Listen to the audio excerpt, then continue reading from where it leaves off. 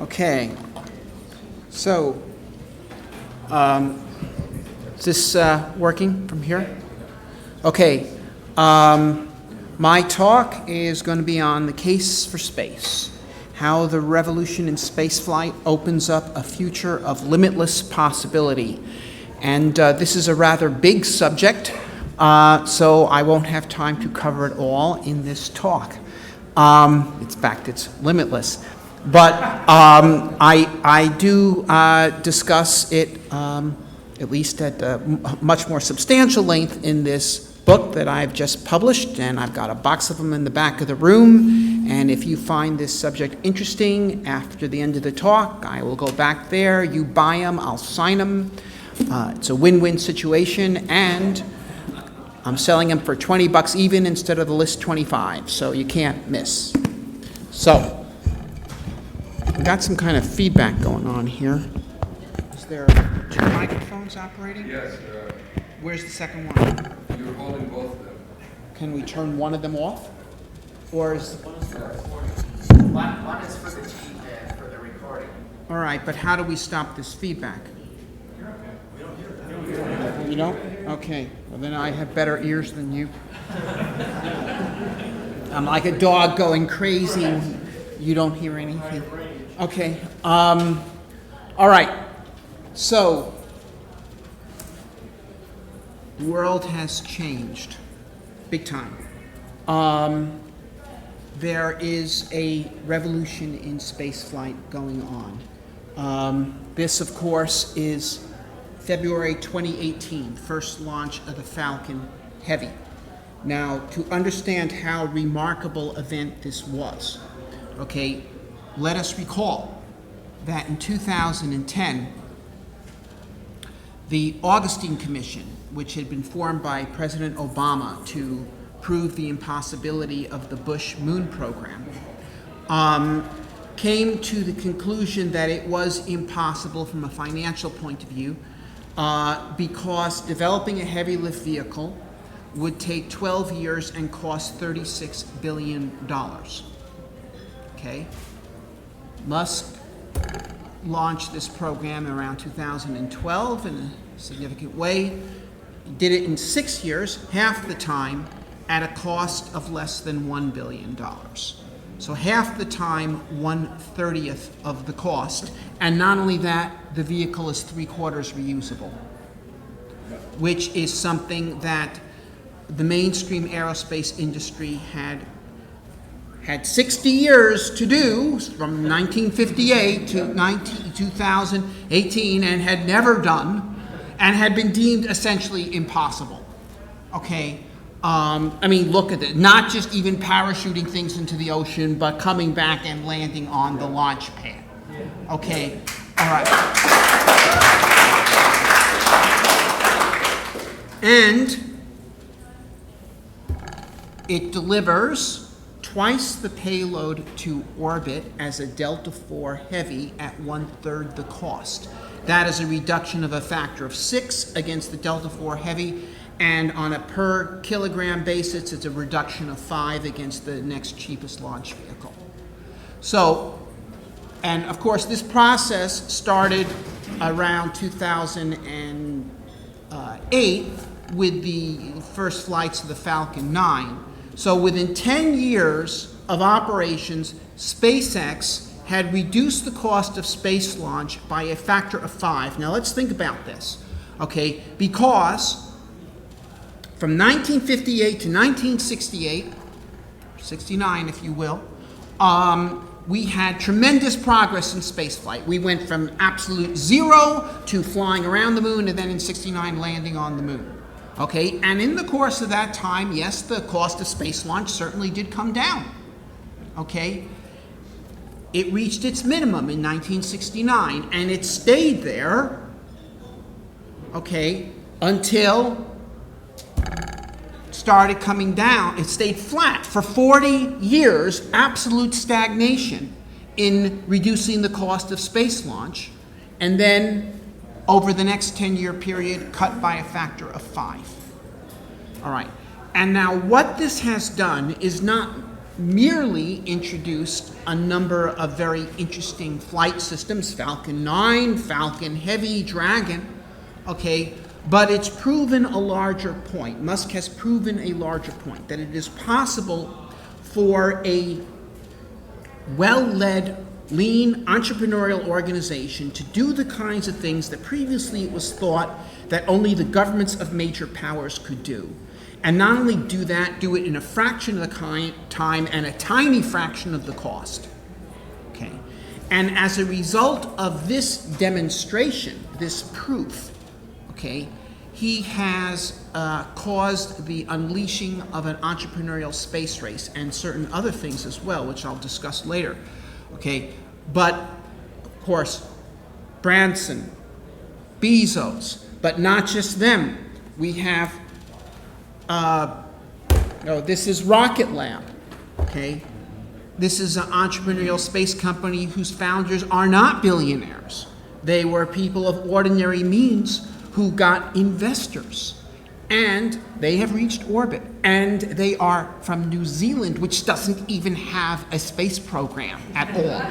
Okay, so the other fact about this entrepreneurial space program is that it has opened up space to anyone who wants to give it a try, regardless of nationality. Okay?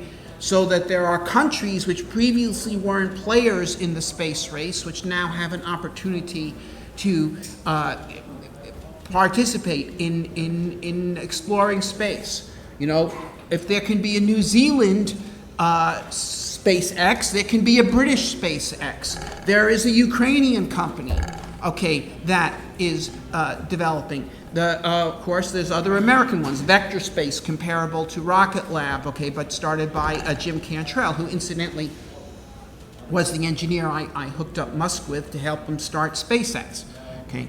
But he has now started his own company, and they're going for the microsatellite market. And that's another thing that's also going on. That's another revolution, doesn't get quite the publicity, but it's quite significant.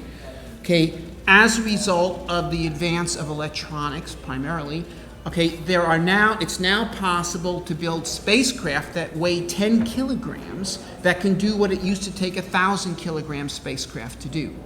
Okay, they're called CubeSats. The very smallest ones can't do very much, but once you get to, these are 6U CubeSats you're seeing here. A couple of these were flown to Mars and got the landing data from the InSight probe as it came down. They were able to relay it. So they've actually gone interplanetary. And these spacecraft, talk about 6U CubeSat, that's 6 of the little boxes, that starts to get into serious capability. It costs like $1 million. $1 million. And a lot of these have now gone up. It's over 1,000.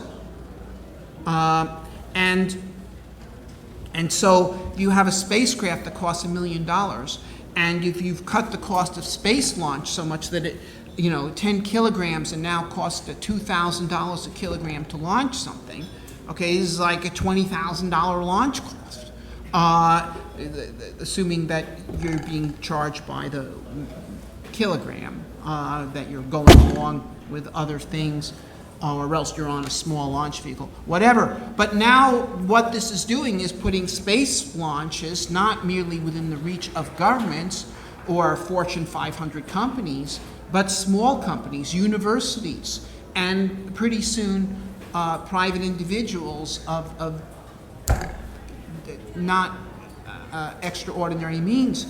And the more this happens, the cheaper it's going to get.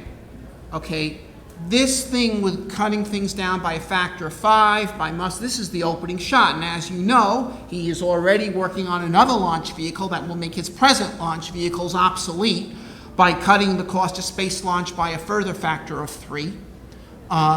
Because the Starship, as he calls it, will have about triple the launch capability of the Falcon Heavy for a comparable launch cost.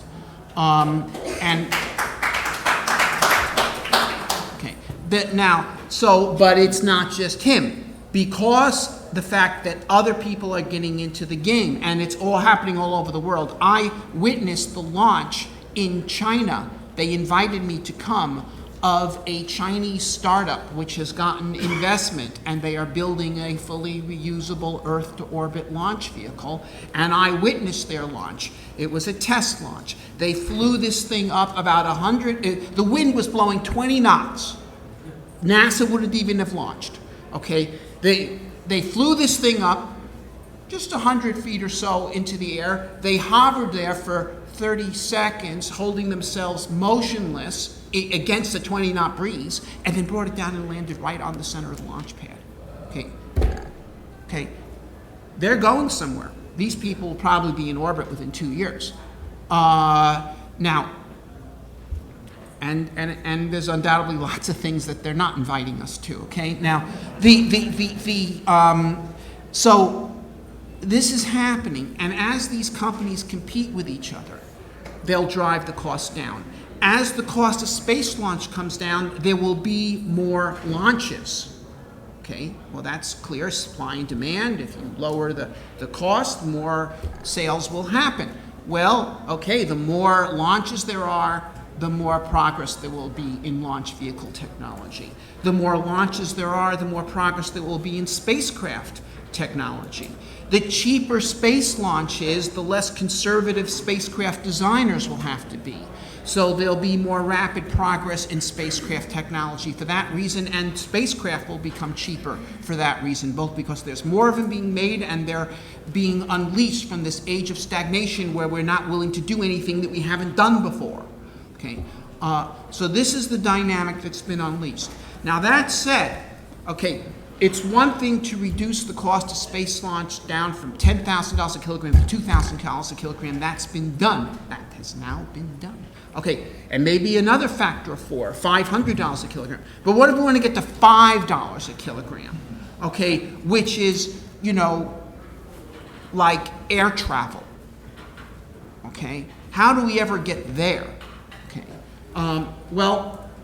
I think there needs to be a new market opened up, and I think there will be a new market opened up, and I believe that SpaceX is already looking at this. In fact, they have said they are already looking at this quite publicly, and that is surface to surface, okay, intercontinental travel.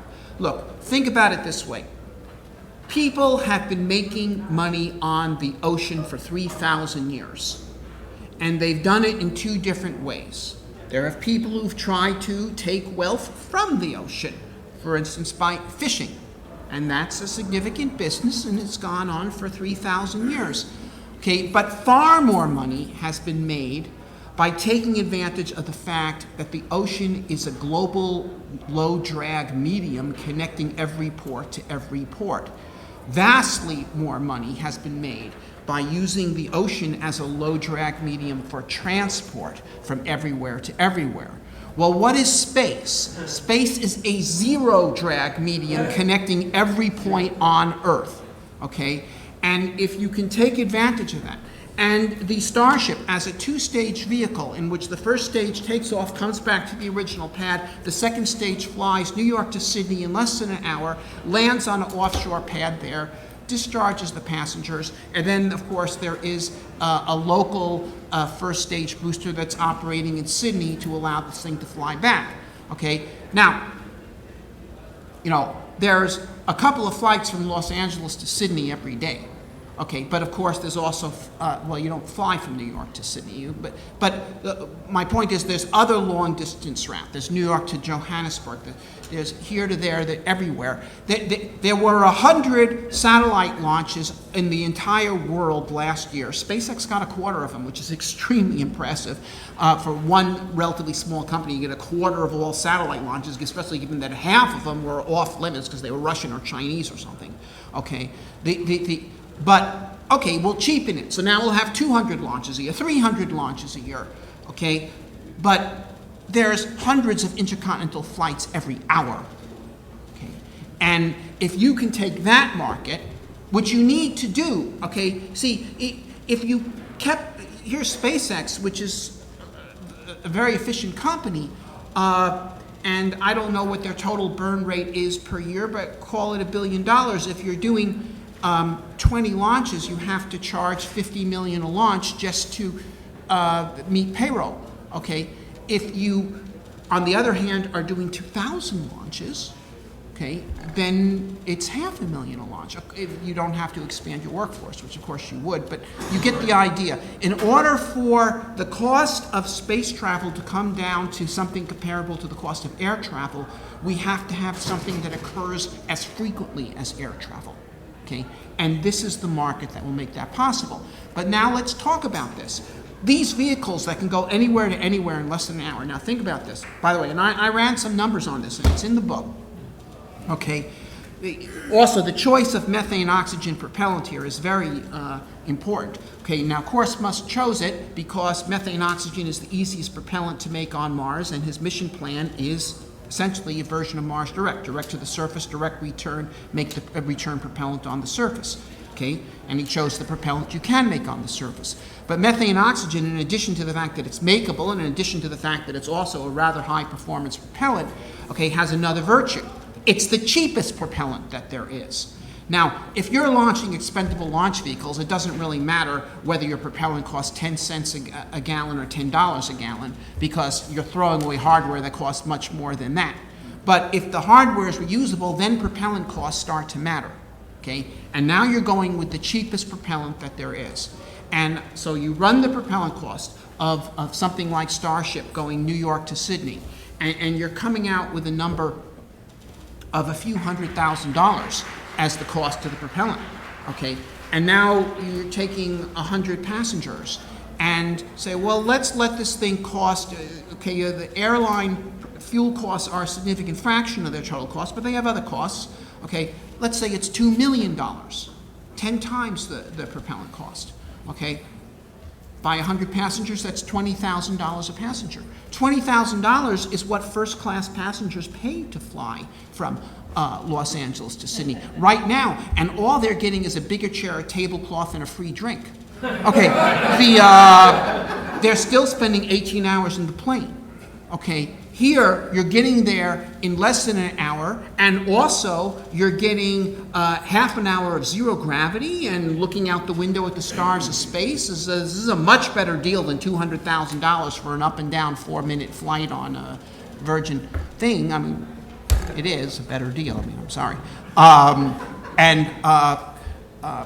And furthermore, since it actually has practical utility, corporate executives who've got to get to the meeting in Tokyo this afternoon will be able to get the front office to say, okay, put me on that, okay?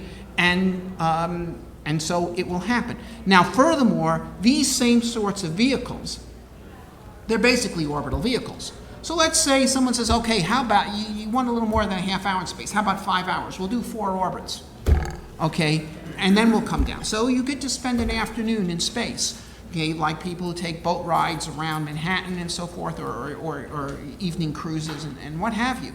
Okay, so this is a certain kind of space tourism that can actually be called tourism as opposed to amusement park stuff. But then you say, but what about a week in space? Well, it doesn't make sense to take your rocket plane and keep it in space for a week when it could be making money every day by daily flights. Now your space hotels start making sense. Okay. Bigelow was ahead of his time. Started this thing in the 1990s. There's no way to get to his hotel or even launch it for that matter. But or launching it was conceivable, but certainly the travel up and down was not happening. It will be happening. Okay. So time has caught up to him. Okay. Now,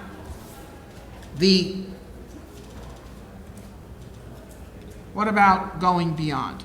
Now, here's the thing, because at least I want to go beyond Earth orbit. I am not interested in space because it provides another form of business so that the GNP will grow and so on.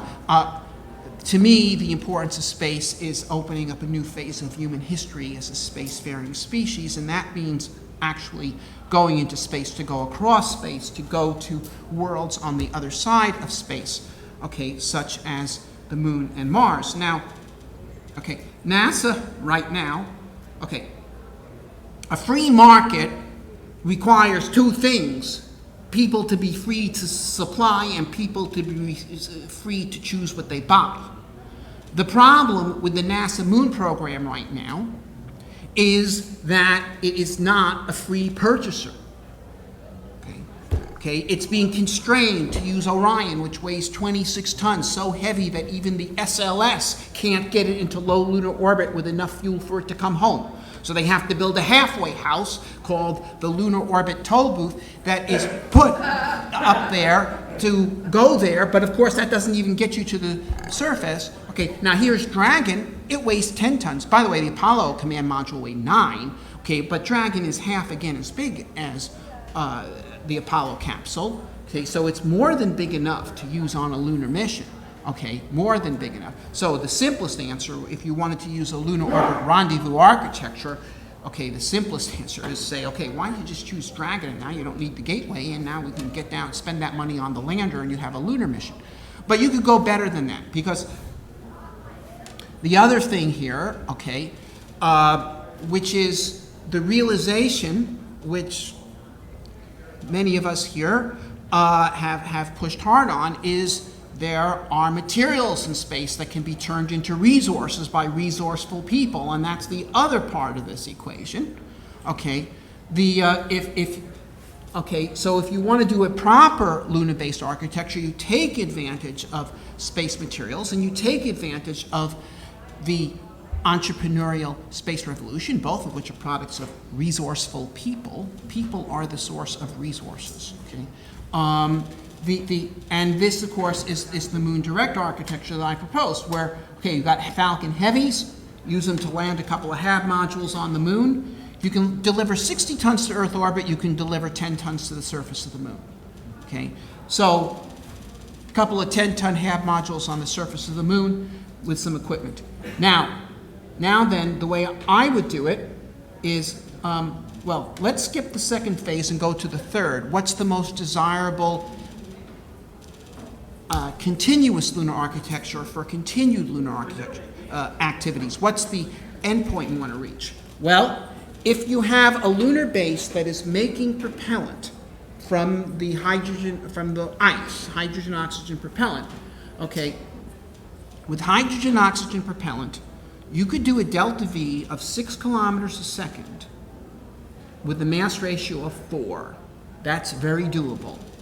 Okay, 6 kilometers a second is the delta V required to fly from Leo to landing on the lunar surface. It is also the delta V required to take off from the lunar surface and propulsively capture in Leo.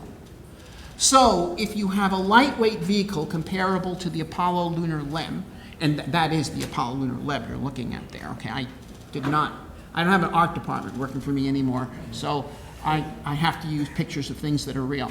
But think of something kind of like that, okay, but not with a storable propellants, but with hydrogen-oxygen propellants, and with a capability of 6 kilometers a second. Now, the Apollo LEM upper stage, including the propulsion system and the whole cabin and life support and everything, had a mass of 2 tons.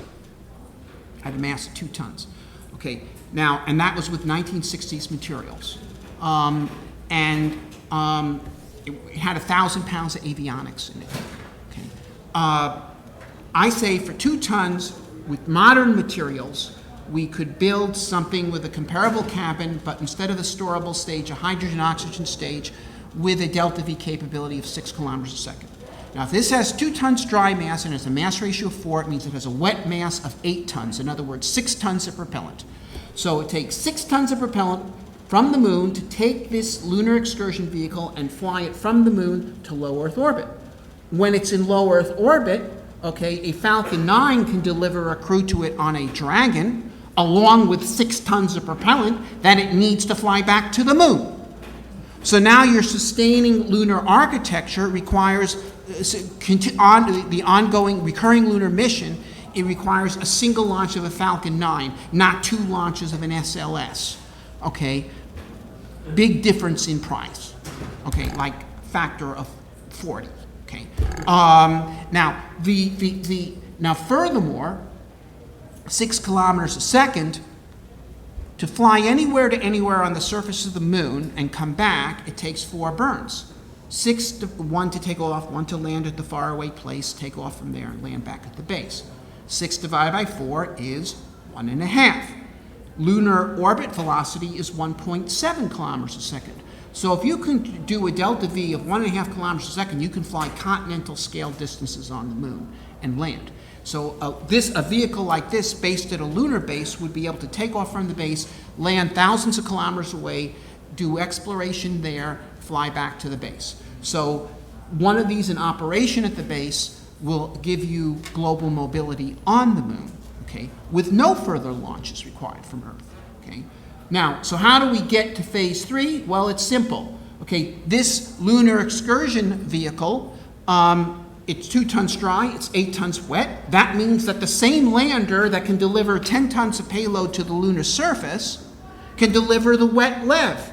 That is the fully fueled lunar excursion vehicle, okay? And so, with a Falcon Heavy, we launched the cargo lander with a wet LEV on it to orbit. With a Falcon 9, we launched the Crew and a Dragon. They transfer to the LEV, they land on the moon. That's phase 2. While they're on the moon, well, the initial missions in this phase, their goal is to get lunar propellant making operational. Once it's done, then we're in phase 3. And once it's done, then your heavier lift capability, whether it's Falcon 9 or SLS could do the role of the Falcon Heavy in this thing. It could do it a little better if it actually existed, because it's somewhat stronger. Fine, you would use it for these missions only as long as it's needed, but then once the lunar operation can be sustained with medium lift launches, you redirect your heavy lift capability towards Mars. Okay. Now, let me just say also, getting the water out of the moon, I think we can do it with power beaming. We don't need O'Neill-style power beaming of 40,000 kilometers. We need 10 kilometers to beam power from the edge of the crater where we have solar energy into the crater to support the mining operation there. And this is an excellent first application for power beaming. It's tens of kilometers and tens of thousands of kilometers. And also, we don't even need to convert it to electricity at the destination. We can use it directly to vaporize ice inside of a dome and then condense it outside the dome. All right, so Mars Direct. Right, this is, of course, a mission architecture that I developed back when. Its time is now catching up to it, okay? Because Starship, okay, they talk about flying Starships all the way to Mars and then refueling them there and then flying them back. You could do that, but that puts an enormous burden of making propellant on the surface of Mars. My own preference, and also it takes the Starship and it puts it out of action for 2.5 years flying to Mars and back, okay? My own preference is either to use the Starship simply as a fully reusable heavy lift vehicle delivering 150 tons to orbit and then fly the Mars Direct mission off of it more or less as I designed it from there. Now, in that case, the Starship can be used again later that week instead of 2.5 years later. And the Starship can be used to support lunar missions during the 2 years that otherwise it would have been going to Mars and back. And you want to do that because you can only launch to Mars every other year. You might as well have this thing sending all sorts of payloads to the moon, the asteroids, wherever. Okay, so having it do the work to low Earth orbit, or if you want to launch big, heavy payloads to Mars, refuel it enough in Earth orbit so that it can go on an orbit just short of Earth escape, like translunar injection. So now it's flying out there to basically about the distance of the moon. You stage off of it. That payload, almost as big as the payload the Starship could deliver itself, is delivered to Mars, and the Starship is back in LEO in a week. And once again, you get 100 times the use out of the Starship by using it this way as the other way. But either way, the capability is going to be there. And I mean, think about this. I don't really think that they will be delivering payloads to Mars in 2022, but I think starships will probably be flying to orbit by 2024.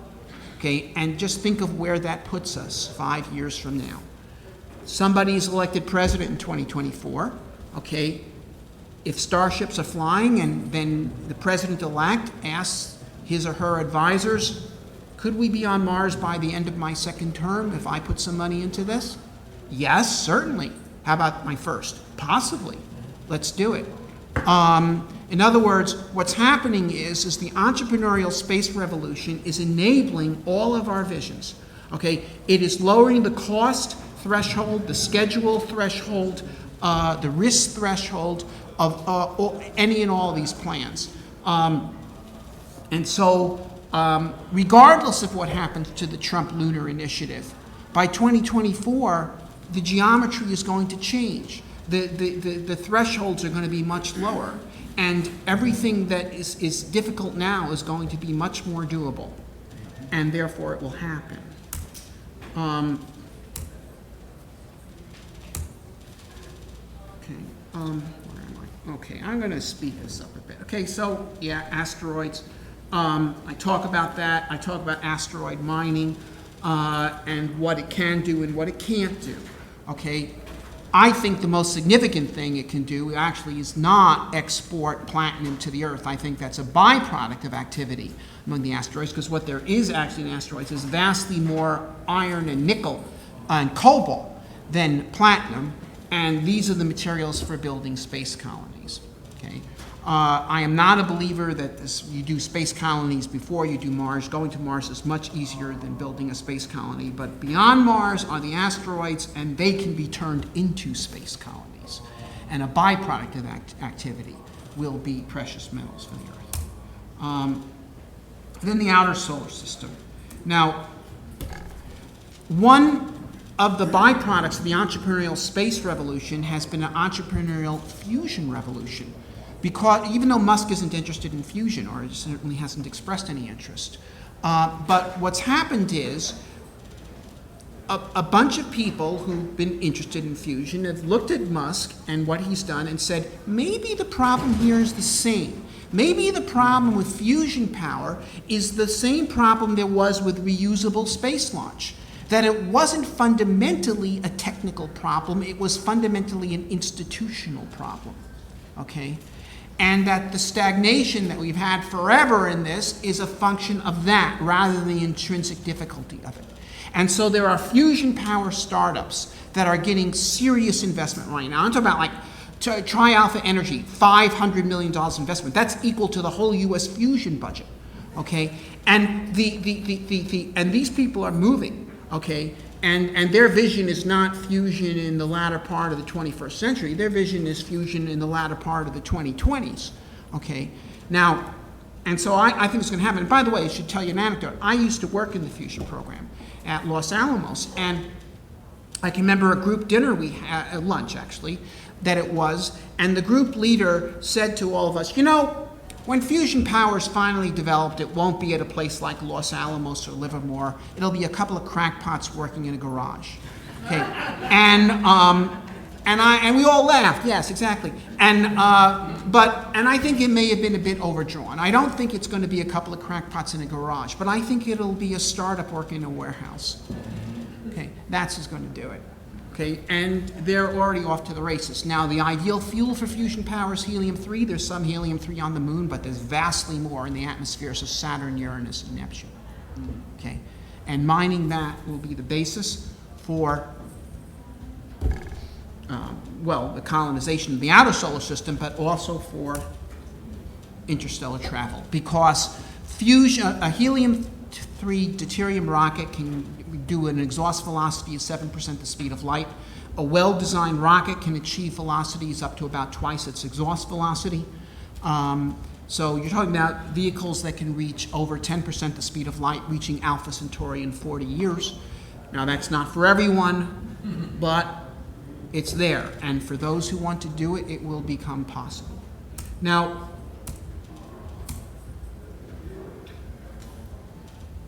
About 2/3 of this book is devoted to discussing things like this, how we can do it, how we can open up orbit, the moon, Mars, the outer solar system, the stars. The final third is devoted to discussing the why. And I discuss a number of things. I discuss for the knowledge, okay, space is, of course, the greatest place to do astronomy, and astronomy has frequently led physics. Okay, we discovered the laws of gravitation and classical physics through astronomy. We learned much about electromagnetism through astronomy. We learned about relativity through astronomy. We learned about nuclear fusion through astronomy. We learned about the existence of dark matter and dark energy through astronomy. Okay, and the reason why we make all these discoveries through astronomy is because the universe is the greatest lab that there is, far better than any we can build on Earth. And so there it is, and we will be able to launch multitudes of giant space telescopes, astronomical interferometers on the moon. We'll also be able to discover life in other solar systems. This is Sarah Seeger here presenting the conclusion of the Kepler Space Telescope mission. 1 in 5 stars has an Earth-sized planet in its habitable zone. 1 in 5 stars, Earth-sized planet in its habitable zone. That means 80 billion Earth-sized planets in habitable zones in the Milky Way galaxy alone. For our survival, I think everyone here understands this, but we're not going to space, as I sometimes hear from some people, so that there's a place where there's some survivors if the Earth gets blasted by an asteroid. We're going into space in order to be able to control the flight traffic, okay, so the Earth doesn't get hit by asteroids. We're not going to space to desert the Earth. We're going to space to protect the Earth. And by becoming a spacefaring species, we will be competent to do this. And by the way, okay, this chart up here, the upper map, okay, that's mass extinction size impacts. The lower chart is impacts in the last 25 years of lesser objects, including one that hit the Bering Sea December 18th of last year with an energy equal to 10 times the Hiroshima bomb. Okay, so this is not geologic history. This is not ancient history, although, by the way, Israeli archaeologists digging up Sodom have found evidence that it was a meteoric impact. Okay, and by the way, I'm not someone into proving the veracity of biblical stories through alternative theories, but this is a fact. Okay, this is simply a fact. Okay. The challenge, development of intellectual capital by challenging our youth, but the broader challenge of a frontier society. I mean, Bill mentioned how medicine would be made to advance in a Mars colony because of the challenge that is imposed, posing new imperatives for innovation. And a Mars colony, you're going to have a tremendous labor shortage, just like you had in Frontier America. That's going to be a tremendous incentive for innovations in labor-saving machinery and robotics and artificial intelligence. It will have limited acreage. It'll be tremendous incentive for developing innovations in biotechnology, agriculture. Okay, these sorts of inventions will be licensable on Earth. This is how you can get some of the income to support the Mars colony. It'll be an inventor's colony. There's nothing more efficient to export across space than a patent. Okay, and then there is something else that I do want to talk about. Okay, and this is not often talked about in the space context, and that is for our future. Okay, now, see, here's the thing. I do not think that the main threat to humanity right now comes from climate change, or resource exhaustion, or even meteoric impact. Okay, I think it comes from bad ideas. Okay, this is the threat to humanity. The things that caused the great disasters of the 20th century were not resource exhaustions or any of those other things. It was bad ideas, and in particular variants of one bad idea. And what that bad idea is that there isn't enough for everyone. That there's only so much here, and so sooner or later we're going to have it out. Okay? And to one side or the other, sooner is better than later. 1912, General Ferdinand von Bernhardi, one of the chief intellectuals of the German General Staff, published a book whose English translation is called Germany in the Next War. Okay, it was an international bestseller. Okay, said, look, war is inevitable, in particular with Russia. Okay, there's only so much to go around. We have to take the step. Okay, should we do this now or later? Now, before they industrialize. Obviously. So 2 years later, they took advantage of the pretext of the assassination of the Archduke to initiate World War I, which is the seminal catastrophe of the 20th century, unleashing a chain of events that caused the others. But the others were also, Hitler, even more hysterically, Germany needs living space. The laws of existence prescribe uninterrupted killing so that the better may live. This was pure nonsense. It's pure nonsense. Germany has much less territory now than it had in the Third Reich and a much higher population, and yet a vastly higher living standard. They never needed living space. It was all in their heads. It was all in their heads because of this illusion of finite resources. And I happen to know, because I have talked to them, that there are people that work in a building not far from here, okay, who believe that war with China is inevitable. Because if the Chinese develop and they all have cars like we do, there isn't going to be enough oil in the world. And you can bet your bottom dollar that there are people in Beijing who look at the problem from the other side of the chessboard and they look at us and they think exactly the same thing. There isn't enough room for all of us. Now, if this is a myth, okay? The West has not harmed China. Okay, it did certain things that caused harm to China in certain times, the Opium War, sure, this, that. But overall, what's allowing China to develop right now? Okay, things like this invented by us, things like this invented by us, things like that invented by us. Okay, and of course, we were able to progress because of things like this invented by them. Okay, so the real human condition is not one of nations in a struggle for existence over limited resources. It's nations as a somewhat bumptious, somewhat competing family of contributors making contributions that can expand the human prospect. But this is not seen because people say there's only so much here. Club of Rome, in 1972, they issued this report in all seriousness with tremendous publicity saying we're going to run out of everything by the year 2000 unless we have government regulations that stop all further economic and population growth. Okay, and even that won't do the job because sooner or later we're going to run out of everything anyway. Okay, well, year 2000 came around, we didn't run out of anything, even though the population of the world did almost triple between, more than double between 72 and 2000. And the economy certainly grew, okay? We had more of everything. We had more oil reserves, even measured against usage rates in 2000 than in 1972. But nevertheless, they held a reunion a few years later, and they said, well, some people are saying we were wrong because none of our predictions actually happened, okay? But that's naive, okay, because we are right. Okay, sure, none of our predictions came true, but they must be true ultimately because there is only so much here. But you see, it's not true that there's only so much here because the earth comes with an infinite sky.